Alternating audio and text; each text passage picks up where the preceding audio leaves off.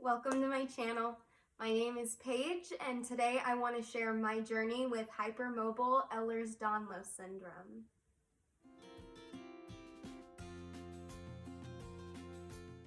Some people pronounce it Ehlers Danlos, but I say Ehlers. I'm not sure if there is a right or wrong way to say it or not. Ehlers Danlos Syndrome, or EDS, is a group of 13 different genetic connective tissue disorders. Some are more dangerous than others. The type that I have is hypermobile, and it is the most common type of EDS. About 1 in 5,000 people are diagnosed with EDS, even though it is much more common than that. Common symptoms of hypermobile Ehlers Danlos syndrome are stretchy skin, loose joints, frequent dislocation, tissue fragility, and joint pain, a lot of it. There are more possible symptoms of hypermobile Ehlers Danlos syndrome, and it also comes with comorbidities, which are super fun, which are basically other diagnoses that you can get that are related to your EDS. I personally have been diagnosed with POTS, or postural orthostatic tachycardia syndrome. And I am believed to have mast cell activation syndrome as well. The symptoms of hypermobile Ehlers Danlos syndrome are caused by stretchy collagen. My body has the wrong formula for collagen. It makes it wrong, so it's super stretchy and it doesn't snap back into place like most people's. And this really affects my skin, my joints, my bones, all of the above. Before we get too far into my personal story, I just want to say that I'm going to try to tell this chronologically, but there's so many connections and things that I learned later that refer back to 10 years ago. And I'm gonna try to tell this chronologically, but I may jump around because there are so many connections. I had a pretty normal childhood.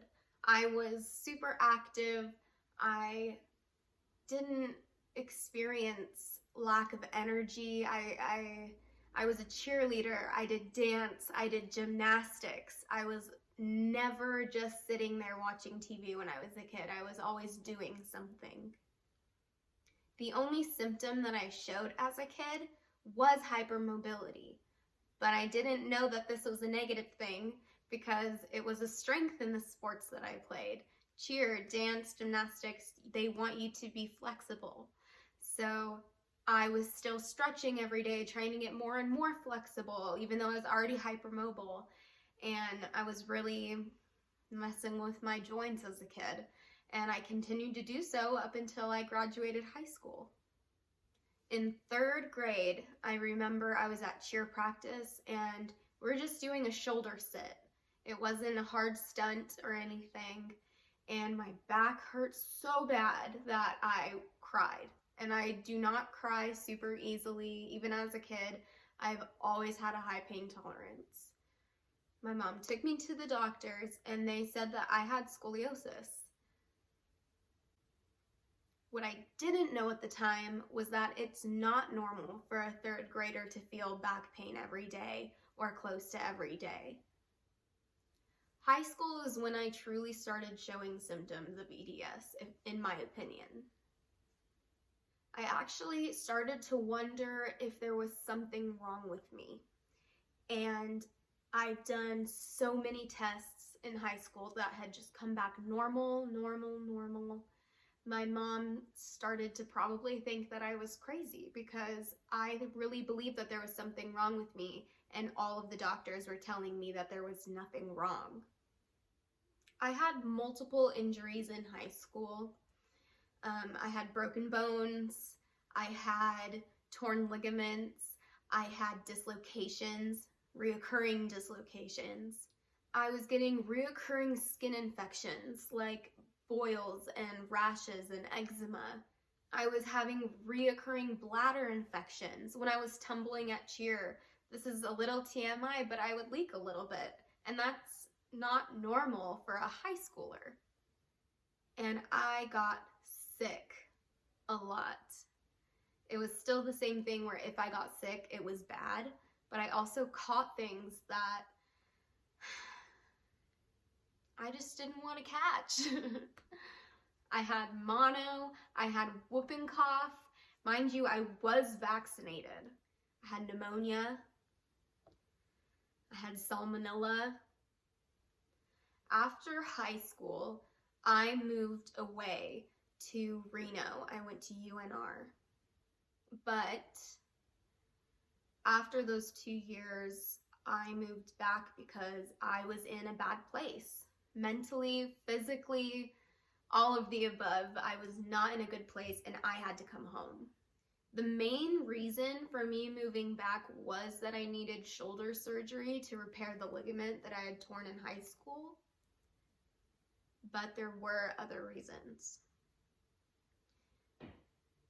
I knew that my recovery was going to be long for this shoulder surgery that I had, but it took almost a year to regain mobility in my shoulder.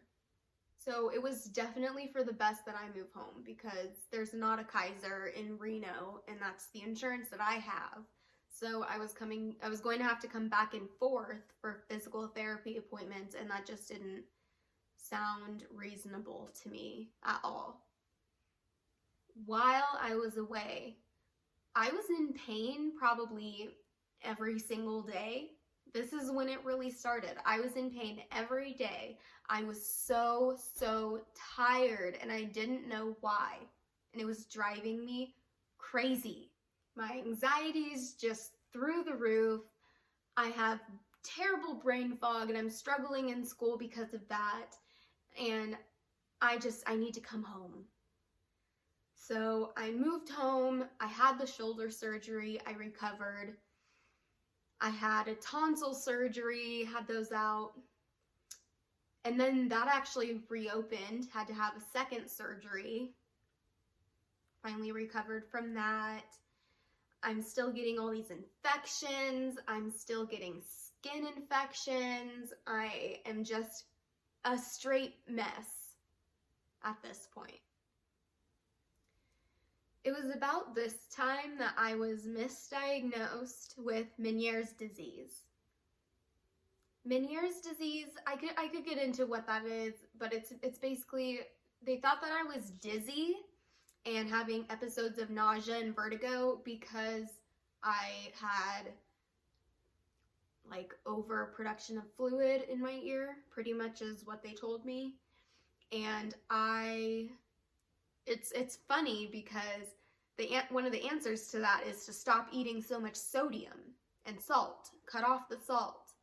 But for POTS, what I do have, you're supposed to eat more salt. So for that year or so that I thought that I had Meniere's disease,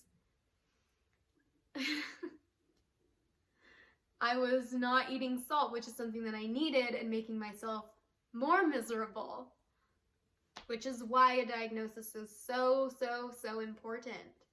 But what really pushed me to my breaking point in all of this was a kidney infection that I had last year. So I went to the ER for the kidney infection. They rehydrated me and they gave me antibiotics and prescribed me something for home. What they prescribed me was Cipro. Cipro is not good for EDS patients because they have stomach issues, and yeah, it tore me up. It killed me, that Cipro. So on top of trying to recover from this kidney infection, I'm having terrible side effects from the antibiotics that they put me on. But I'm kind of thankful for this experience because it brought out all of my symptoms at once and led me to my diagnosis. The Cipro started my gastroparesis symptoms, and that's been so fun. I can do a whole video on gastroparesis, but to sum it up for you, I'm not hungry and I can't eat. Even if it's something I really want, I take a couple bites and I'm full, and I've lost a lot of weight because of all of this. So now that I'm at my breaking point, all of my symptoms are out and I am miserable. I am searching and searching and searching for answers, and I'm trying to see all of my doctors, all of the specialists that I can see through Kaiser. And then I had an appointment with a new spine specialist because my spine specialist had moved away from the Kaiser that I go to, and I needed to see a new doctor. I was still having back pain. It was getting worse and worse. My hips were hurting and my neck had started to hurt. So I saw this new spine specialist, and as I'm telling her my story and my symptoms, and she's looking at my chart, she asks me if I am hypermobile, if I am naturally flexible. And I said, yeah, I am. And she said, well, have you ever heard of the hypermobile spectrum or the hypermobility spectrum? I'm not sure exactly what it's called, but there is a spectrum of disorders that you can have when you're hypermobile that range from mild to severe. And the only reason that she had any knowledge about this and hypermobile EDS, which she did tell me a little bit about at the time, but she wasn't sure that that's what I had. Anyways, the only reason that she knew about the hypermobile spectrum and hypermobile EDS was because she was hypermobile herself. It was just not likely that I had her as a spine specialist. So I'm very, very grateful that I got matched with her and that she knew something about this disability, this syndrome, because not a lot of doctors do. I've had doctors that I say EDS and they say, what? And I say Ehlers Danlos Syndrome. And they're like, oh yeah, the hypermobile disease. I've had doctors tell me that they're here to treat the symptoms. They're not here to diagnose what the whole picture is. They're here to treat the symptoms. And I hate that, because if the diagnosis tells you how to treat the symptoms, then you need the diagnosis, and that's kind of what my case was. So I'm being passed around from specialist to specialist. I feel like they're playing ping pong with my health. They won't diagnose me with anything through Kaiser.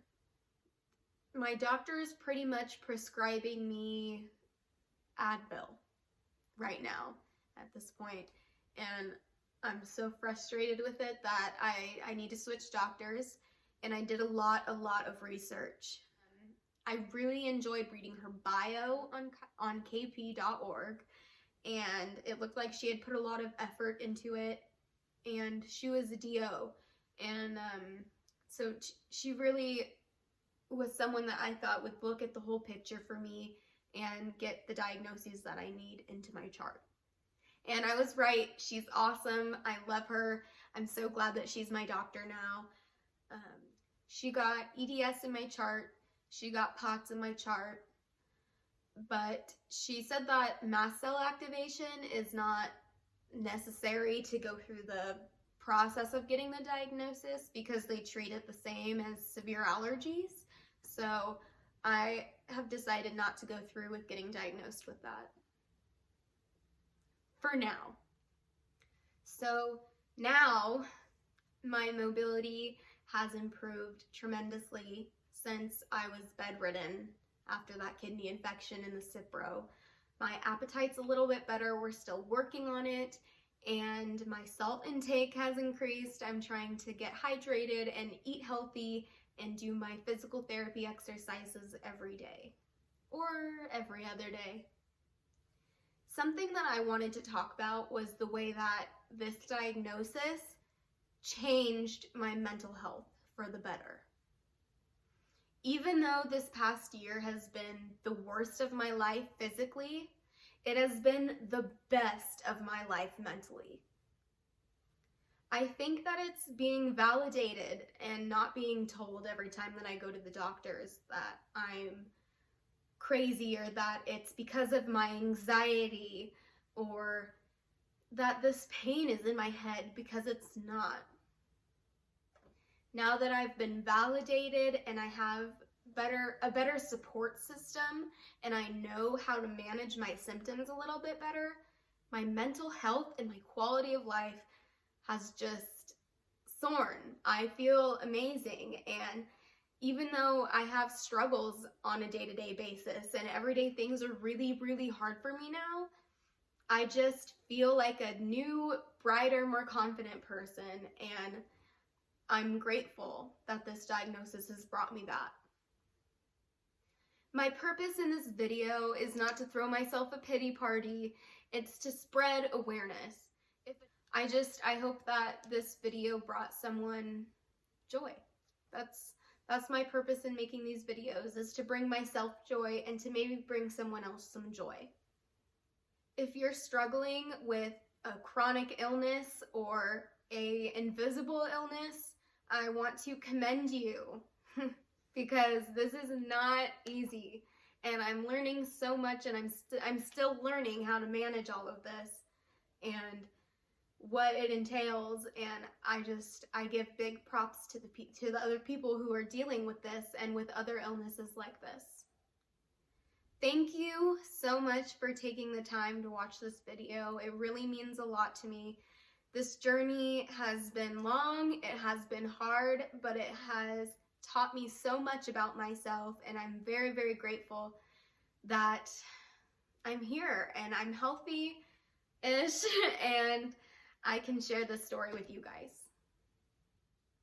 If you liked this video and would like to see more videos like this or anything else, go ahead and like this video, leave a comment, let me know what else you'd want to see. Go ahead and subscribe too. Thank you guys for watching this video. Have a great day. Bye.